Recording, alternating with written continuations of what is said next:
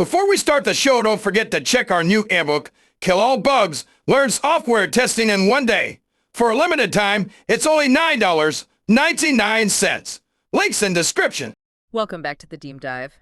If you've ever tried to follow, a news story about a major system breach, the language can often seem, deliberately confusing sometimes. Was it a hacker, a cracker, or maybe just some kid with a script? Right.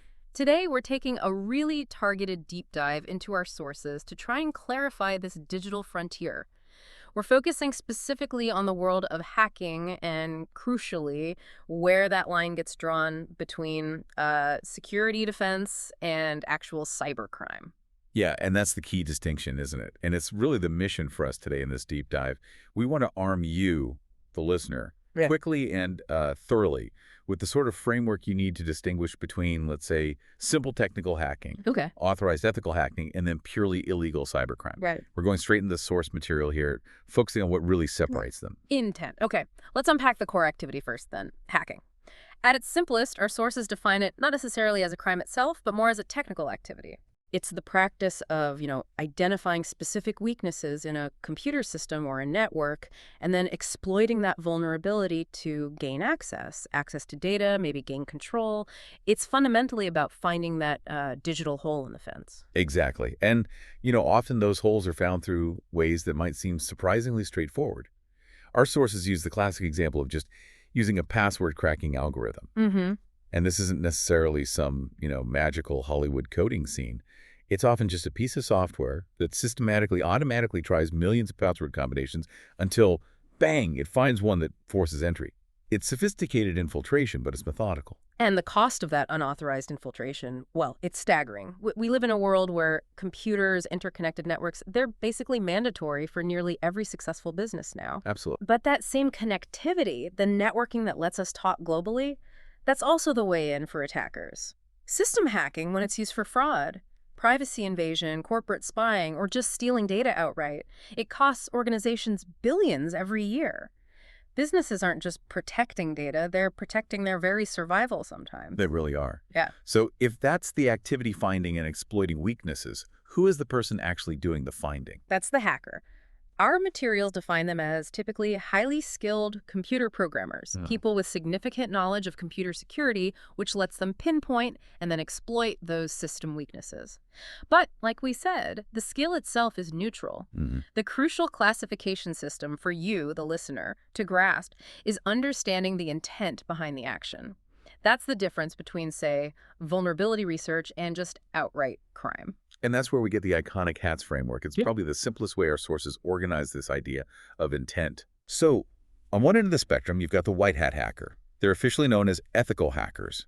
Their intent is purely benevolent. Okay. They gain access to systems specifically to test security and then fix the weaknesses they find. They're like the proactive defense team, doing legally sanctioned penetration testing and vulnerability assessments for the system owner. They basically break things to make them stronger. Right. Breaking it before the bad guys do. Yeah. Contrast that with the absolute other end, the black hat hacker, often just called a cracker. Yeah. Here, there's really no ambiguity. Their intent is purely malicious, unauthorized access, strictly for personal gain. This is where you see theft of corporate data, violating personal privacy rights, or maybe most damagingly, illegally transferring funds from bank accounts. And then we hit that fascinating middle ground, the sort of paradoxical one, the gray hat. Yes. These individuals, they operate outside the law, at least initially. They often break into systems without getting explicit prior permission. Right. Unauthorized. Exactly. But their ultimate goal isn't necessarily malice or theft. It's usually to identify the weakness and then reveal it, sometimes very publicly, to the system owner, basically forcing them to fix the vulnerability. That really challenges the simple good guy, bad guy view, doesn't it? I mean, to bring that to life, you can imagine a scenario, and our sources hint at things like this, where a gray hat breaches, say, a major utility grid system, finds a critical backdoor that could allow a total blackout. But instead of selling that exploit on the dark web, they just broadcast the vulnerability on a public security forum that forces the company to patch it overnight. They broke the law to get in. Yeah. but you could argue they prevented a massive crisis. That's the gray hat tension right there. It's a perfect illustration of intent versus the means used. But, the spectrum actually extends beyond just those three primary hats. It also depends on skill level and even the target sometimes. Okay, so moving past intent for a moment, let's look at skill level. You've definitely heard of script kiddies. The important thing to understand about them, according to our sources, is that they're generally non-skilled individuals. Yes, they gain access, but they do it by using already made tools. Right. They're not coding the exploits themselves. Exactly. They're leveraging automated exploit scripts developed by others. They're kind of borrowing the digital weapons, not designing them. And their motives are often just, disruption or seeking attention. Then you have the more specialized motives. Yeah. Like the hacktivist. They use hacking, but not for personal profit. They use it to send social, religious, or maybe political messages. How do they usually do that? Typically, by hijacking a website, it's a technique called defacement, and just plastering their message right on the homepage for everyone to see. It's basically digital protest. Interesting. And finally, there's this really interesting throwback detail that shows how long this game has been played. The phreaker. Ah, the classics. Right. This isn't someone exploiting computer servers. This is a hacker who identifies and exploits weaknesses specifically within telephone networks. Like getting free long-distance calls back in the day. Exactly. The classic example. It just reminds us that hacking, fundamentally, is about exploiting communication systems, whatever the underlying technology is. And that leads us directly from hacking in general to the highly structured world of ethical hacking. If black hats create the need for defense, ethical hacking is the industry designed to actually improve system security. Okay. It's defined as, yes, identifying those vulnerabilities, but crucially, also coming up with the proactive countermeasures, the things that actively protect those weaknesses before a criminal can exploit them. This seems to be where the rules become absolutely critical. Bureaucracy can be frustrating, but here it sounds like it's potentially life-saving. The line between being a helpful white hat and an illegal black hat is enforced by 4, apparently non-negotiable rules. That's right, non-negotiable. These seem to be the difference between a high-paying security job and, well, prison. Pretty much. Okay, so rule 1, get written permission explicitly from the system or network owner before you start any hacking activity. No handshake deals, no verbal agreements. Absolutely. That written permission is vital. It manages corporate liability, and it proves the hacker's intent was protective, not malicious. Yeah. That documentation is basically the hacker's legal shield. Right. So if something goes wrong, which in complex systems it probably can, the white hat is protected. Okay, rule 2. The hacker has to strictly protect the privacy of the organization they're testing. So if they stumble across sensitive client data or trade secrets during the test, they absolutely cannot reveal it or use it. It has to be treated as highly confidential. Correct. And Rule 3 demands complete honesty. Yep. The ethical hacker must transparently report all identified weaknesses back to the organization. All of them, not just the big ones. All of them. This isn't just a quick summary. It's a detailed log of every single flaw discovered. It ensures the company gets the full picture of their security posture. Yeah. There's no incentive, or rather it's forbidden, to hide a vulnerability for later use. Okay.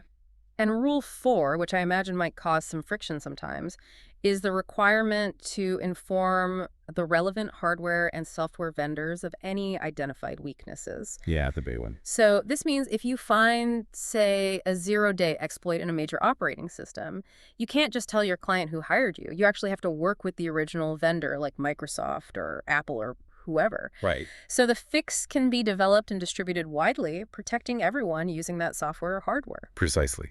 And it's the strict adherence to those 4 steps that makes ethical hacking legal. And the why behind it all. It's fundamentally financial and operational.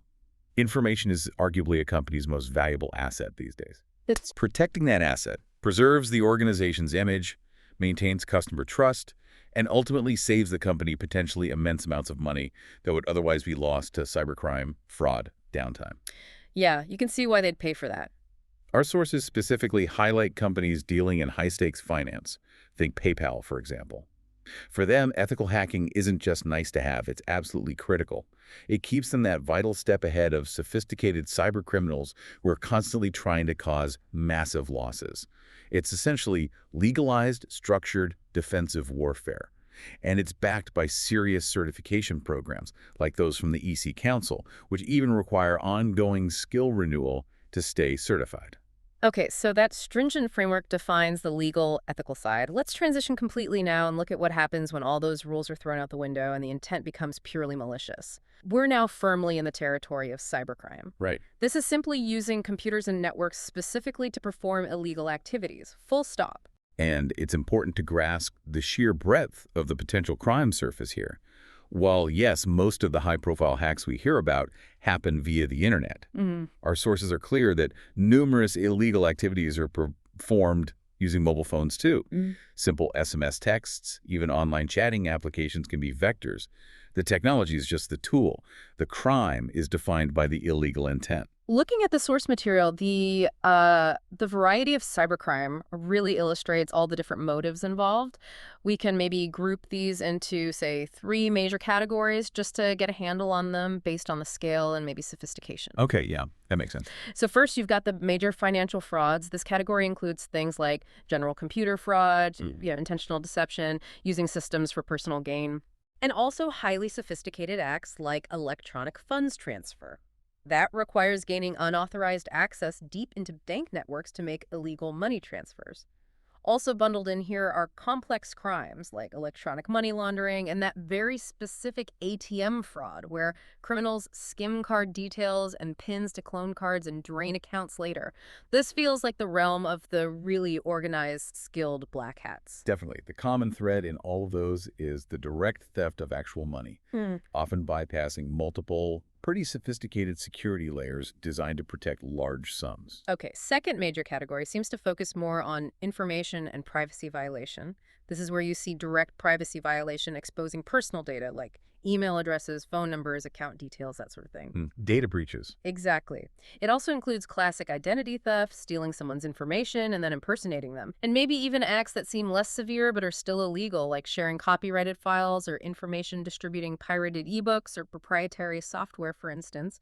Because in the digital economy, that information itself is currency. Absolutely right. The value of personal data has just skyrocketed, making privacy violation and data theft incredibly lucrative crimes in their own right. And finally, the third category, crimes of just pure disruption. This ranges from the relatively simple nuisance of spam. The spam. Yeah, sending huge volumes of unauthorized emails, usually ads, which probably has a pretty low barrier to entry for any script kiddie, right? Very low. All the way up to the really damaging denial of service, or DOS, attacks. Ah, yes, GOSTOF. These really demonstrate the high-resource end of the spectrum. Attackers use multiple compromised computers, often forming what's called a botnet, where the owners don't even know their machines are involved. Right. To attack a single server simultaneously. They just flood it with so much traffic that it gets completely overwhelmed and is forced to shut down. It's like gridlocking a single highway with 1 million cars so nothing can get through. It's pure sabotage, often aimed at crippling a competitor's website or silencing a political opponent. Okay, that paints a pretty clear picture of the dark side. So maybe to quickly synthesize the whole matrix we've kind of mapped out today, you, the listener, should probably leave with 3 clear takeaways, all based on that key differentiator: intent. Okay, let's hear them. First, hacking itself. Fundamentally, it's about identifying and exploiting weaknesses. It's a technical skill set. It can be used for good or bad. Right. Skill set, neutral. Second, cybercrime. This is strictly about committing a crime using IT infrastructure, whether that's financial theft, data theft, disruption. The intent is malicious and illegal, period. Got it. Crime is crime. And third, ethical hacking. This is specifically about improving security. And crucially, it's legal because it follows those stringent rules of permission, privacy, reporting, and disclosure we talked about. Understanding that matrix where intent really drives the legality and the ethics seems crucial for anyone trying to stay informed about modern security threats and defenses. You hopefully now have the language to distinguish the skill from the crime and maybe the hero from the villain, or at least understand the shades of gray. And that framework, thinking about those shades of gray, brings us back perfectly to our final provocative thought for you to mull over. Okay. We talked about the gray hat hacker, right? Someone who breaks the law, technically, by gaining unauthorized access. But they do it with the ultimate stated goal of fixing a system's vulnerability. maybe preventing wider harm. That paradox. Exactly. So considering the very real legal risks of that initial unauthorized access, does the potentially beneficial outcome always justify the illegal means used to get there? What does that ongoing ethical tension truly mean for how we even define help in the really fast-paced, often low-trust environment of the cyber world today? That is definitely food for thought. Does the end justify the means, even if the means are illegal? A tricky question. Thank you for joining us for this deep dive. Hey, yo, haven't you checked out our new book yet? Link in description.